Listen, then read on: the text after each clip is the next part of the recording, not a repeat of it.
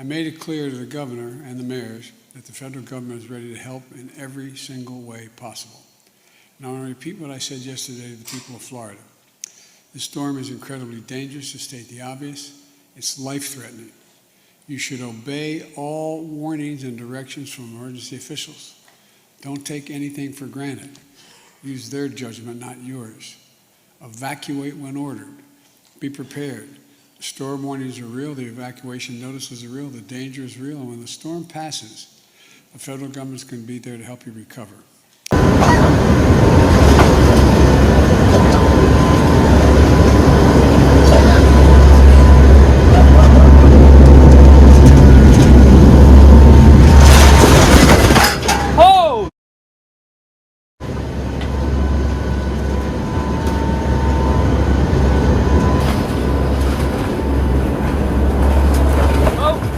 There goes the signs. There goes the beds.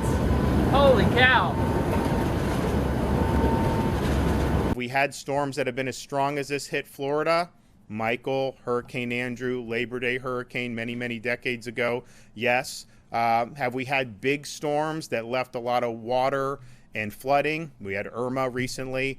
This is really bringing both to the table. I mean, you're going to have massive amount of power hitting that coastline with really strong winds. That is going to do a lot of wind damage, but you also have the storm is so massive, and people are kind of comparing this to the track that Charlie took in 2004, because Charlie was like this, was expected to hit Tampa Bay. It turned and ended up hitting Southwest Florida.